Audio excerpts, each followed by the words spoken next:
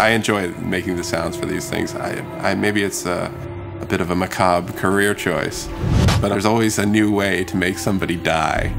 That sounds horrible, but it's true.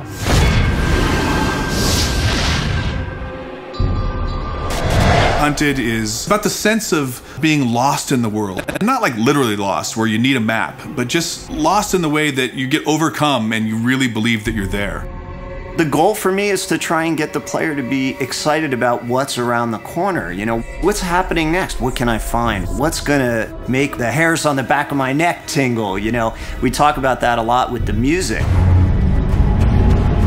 The vibe of the score is powerful. I mean, if you look at the main characters of the game, even the female, she's pretty, you know, with it, pretty brutish looking, very strong, powerful. So I wanted to convey that in the music. So there's a lot of choir, a lot of brass, and a lot of percussion. And as far as modern elements go, I've created a decent amount of sounds for the score to help convey an uneasiness in the world and in the levels that they traverse through in the game. I'm never gonna say no to that. I mean, there's a lot of weaponry, a lot of spell casting, and a lot of hyper crazy kind of sound, but in general, the overall approach is very ambient and kind of creepy, maybe a little bit horror in places. I mean, I'm a big fan of bowing anything, like a cello bow, whether it be a metal tin, a gate, you know, a pot from the kitchen, and you pitch them real low down and you put some reverb and delay on it, and it creates a decent tension for the game.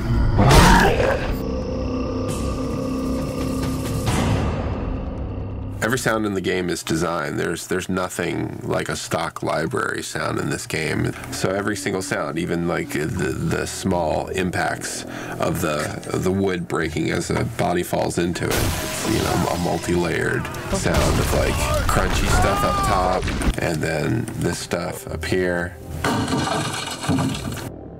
These things make really great whooshes for like the arrows, you know, as they pass by your head. That's how you make them. You're cutting it close there. Ooh, a good death rattle. I'll take chocolate syrup and tomato paste and corn syrup and I'll mix it all together and just like stick a mic in there and just, you know, make some really cool beefy sounds. And then when that stuff like splatters and you hear it after you kill, it's really satisfying. You want to imagine the blood splattering on the ground. If you're into that sort of thing. Sometimes I don't think about that. I never think about that. A lot of the nostalgia of the old dungeon crawly games was all about the magic mouth giving you the riddle, or you find the runes written on the wall and you translate them into some mysterious riddle. What we want to do is give that same kind of fun, like, ah, I figured it out, or I've been thinking about it all night and I woke up in the morning with the answer. We wanted the puzzles of our game to blend into the mythology and blend into the environments and be true to where they are. You know, you may break through a wall and find out there's a huge other area behind it that you didn't know existed, and those are all over our world.